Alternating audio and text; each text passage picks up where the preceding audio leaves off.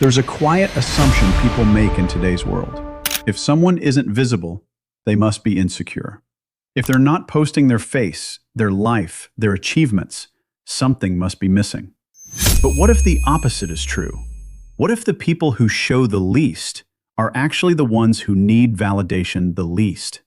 And what if empaths, the ones who understand people the most, are the very ones choosing not to be seen?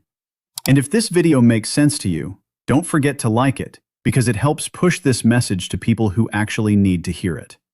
We live in a culture where being seen is often mistaken for being valuable. The more attention you receive, the more important you appear. The more reactions you get, the more real your life begins to feel, not just to others, but even to yourself. Over time, this creates a subtle but powerful illusion. It convinces people that visibility is proof of worth, that if something isn't being noticed, it somehow matters less. But this system has a hidden flaw. It slowly trains people to outsource their identity.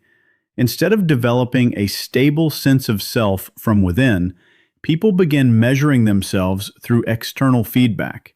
Instead of asking, "Who am I?" when no one is watching, they start asking, "How am I being perceived right now?" And that shift is not small, it's psychological.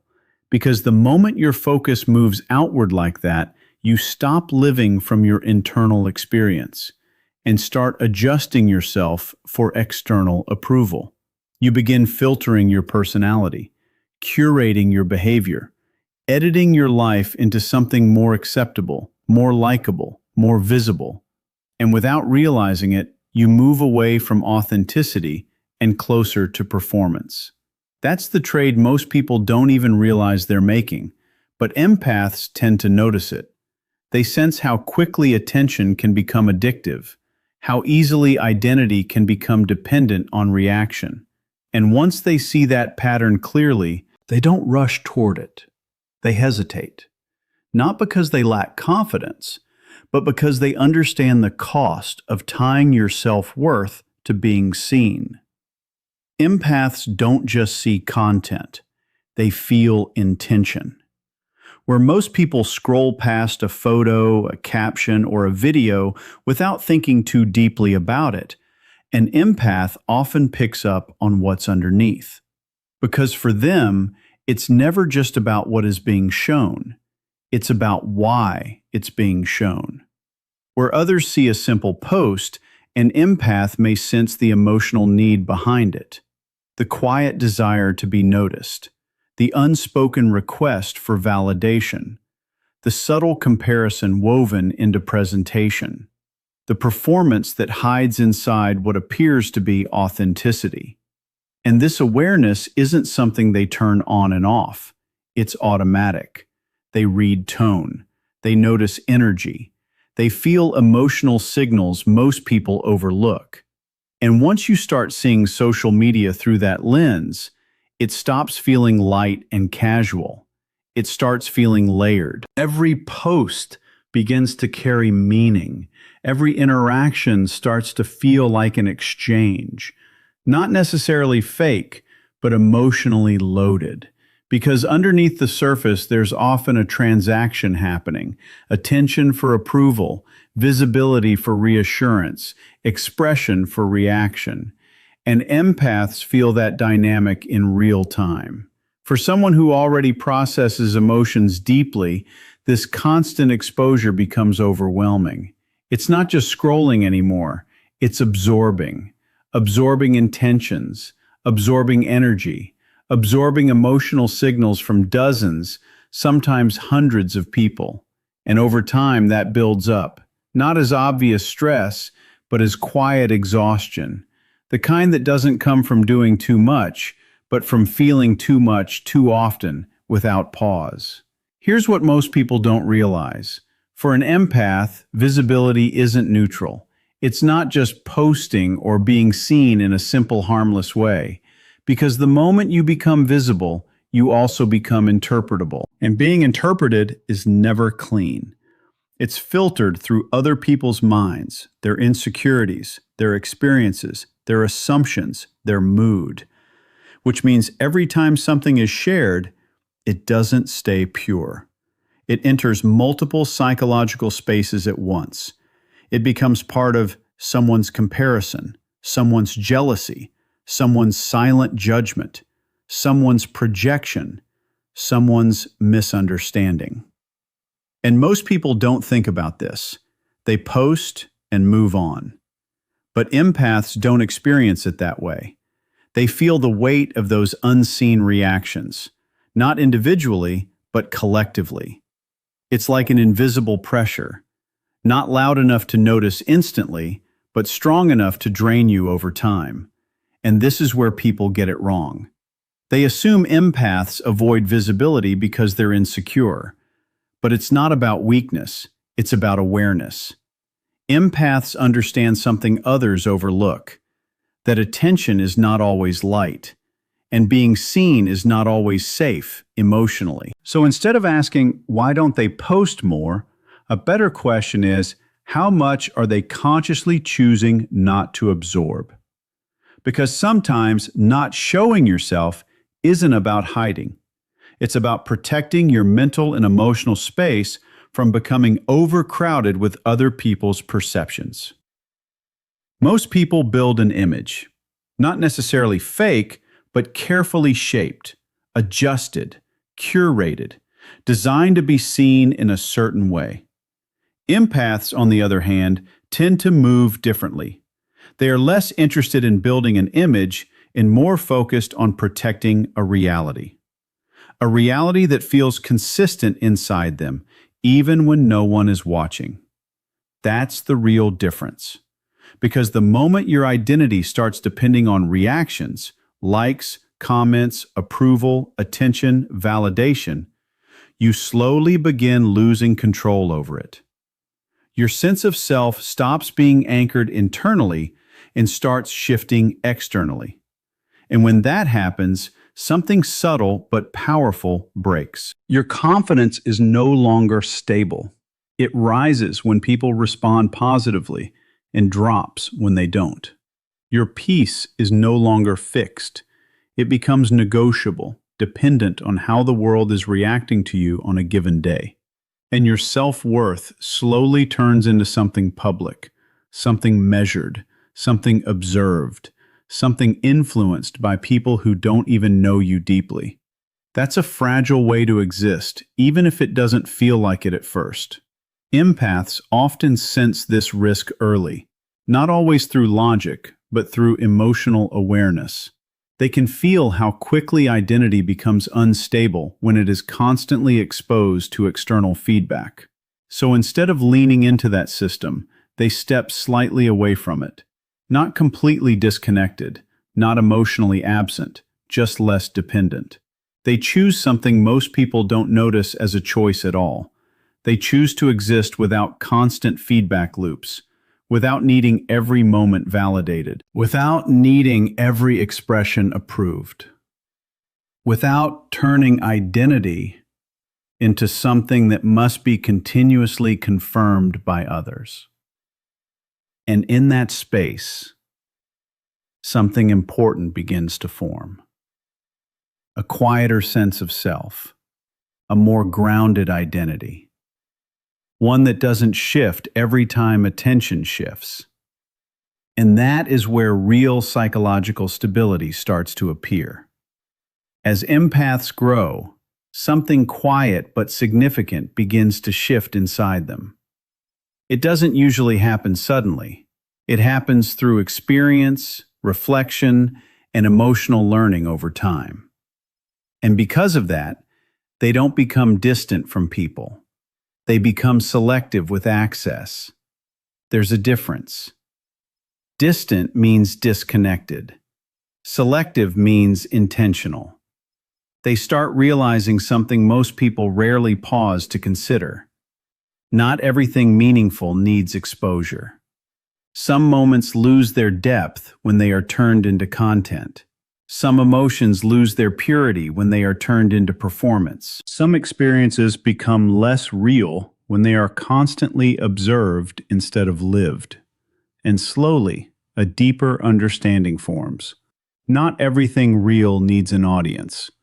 Some things are complete in themselves. They don't need validation, documentation, or external confirmation to matter.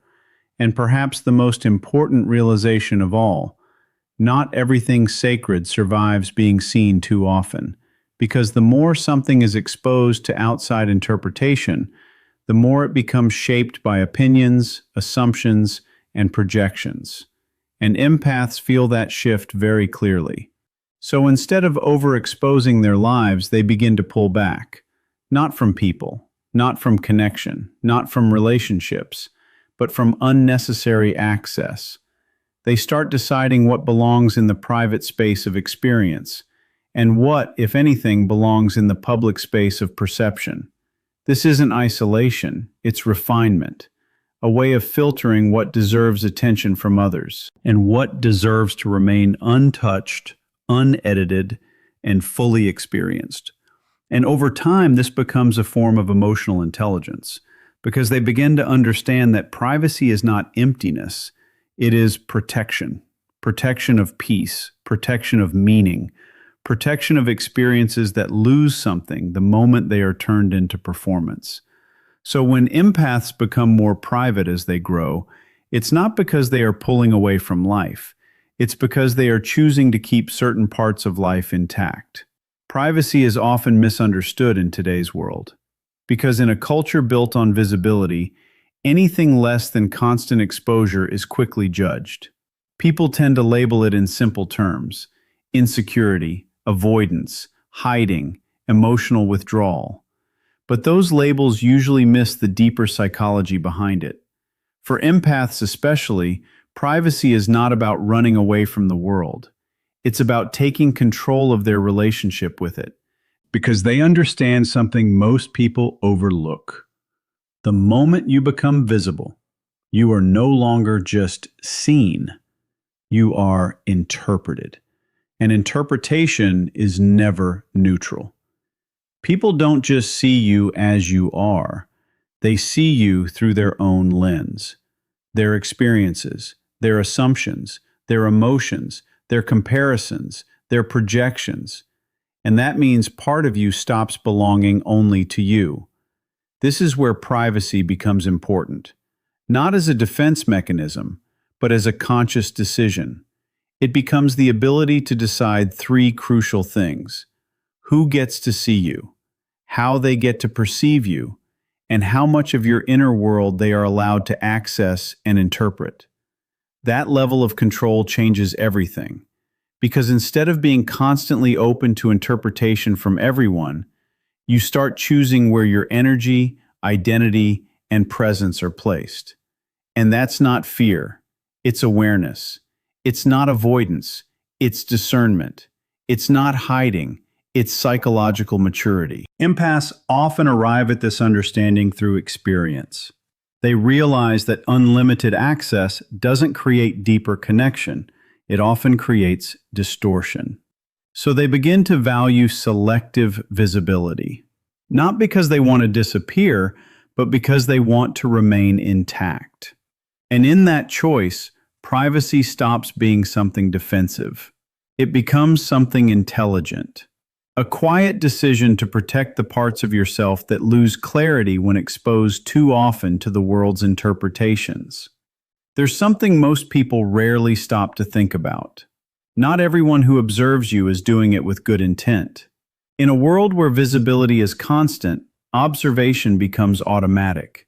But intention behind that observation varies deeply. Some people don't watch you to understand you, they watch to compare themselves with you.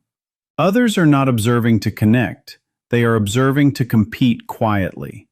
And some are not even interested in your story at all. They are looking for cracks, weaknesses, inconsistencies, subtle things they can use, judge, or mentally store. And this is the part most people ignore until experience teaches it to them directly. Empaths, however, tend to feel this layer more intensely, not because they are paranoid, but because they are perceptive. They pick up on emotional undercurrents that others often overlook, and over time, through real experiences, not theories, they begin to learn a difficult truth about visibility, especially after moments like betrayal, after being deeply misunderstood, after trusting the wrong people emotionally, after realizing that openness doesn't always return in the same form it was given. Something inside them changes. They stop treating visibility as something casual. What once felt natural, sharing, expressing, being open, starts to feel more deliberate, more calculated, more aware. And slowly, visibility stops feeling like expression and starts feeling like exposure. Because exposure means more than just being seen. It means being available to interpretation, without control over how that interpretation unfolds. And once an empath understands that difference, their behavior shifts. They don't disappear, they don't isolate, but they become far more conscious of what they reveal, when they reveal it, and to whom. Because they understand that not all attention is safe attention, and not all visibility leads to connection. Sometimes it leads to distortion, and that realization changes how they move through the world. Here's the deeper shift that most people don't consciously notice. Empaths tend to prefer something simple but powerful. They choose experiencing life over displaying it. While much of modern behavior is shaped around being seen, recorded, and validated through external feedback, empaths often operate from a completely different internal priority. Because in most situations, the question people ask has slowly changed over time. Instead of being fully present in a moment, many people now unconsciously think, how will this look? How will it appear on social media? How will others perceive it? How will it be interpreted once it's shared? But empaths naturally lean toward a different question entirely. How does this feel? And that small shift in focus changes everything about how they experience life. Because feeling requires full presence, and presence demands undivided attention. The moment you start documenting life for external consumption, something subtle begins to happen. You are still physically there, but mentally, a part of you steps outside the moment. A part of you starts observing instead of fully living. You begin framing the experience instead of fully dissolving into it. And empaths are often sensitive to this internal split. They can feel when attention is divided between experience and performance, when life is no longer just being lived, but also being managed for perception. So instead of staying in that divided state, they choose presence. Full, unfiltered, undistracted presence. And presence is something social media cannot truly reward. Because presence is not about how something appears after it is shared. It is about how deeply it is experienced while it is happening. And for empaths, that depth matters more than visibility ever could. Most empaths were not always private. In fact, many of them started on the opposite side of the spectrum. They used to share more freely, trust more easily, express themselves without hesitation, and show parts of their inner world without thinking too much about consequences. Because at that stage, openness feels natural. It feels like connection. It feels like honesty. It feels like emotional safety. But life has a way of reshaping that perception over time, through experiences that are not always loud, but deeply impactful. Moments of misunderstanding, situations where sincerity was misread, times when vulnerability was not handled with care, or when trust was given to people who did not value it in the same way. And slowly, a realization begins to form. Not everyone deserves access. Not everyone can hold what you share with the same intention you gave it. And that realization changes everything internally. Because once an empath truly understands this lesson, their personality doesn't harden, it refines. They don't become cold or disconnected, they become precise. Their openness is no longer automatic, it becomes intentional. Their trust is no longer immediate, it becomes earned. And their emotional availability is no longer unlimited. It becomes directed where it is respected. They stop giving themselves freely in spaces where their presence is overlooked or undervalued. Not out of resentment, but out of understanding. Because they begin to recognize that energy, attention, and emotional depth are not things to be distributed without awareness. They are resources that shape identity, peace, and emotional stability. And once that awareness settles in, their behavior naturally shifts. They choose where they invest themselves more carefully. They choose who receives access more consciously. They choose how much of themselves is shared more intelligently. And this is where discernment is born, not from distance, but from experience, from pain that has been understood rather than repeated. And in that shift, the empath doesn't lose openness. They simply learn how to protect it.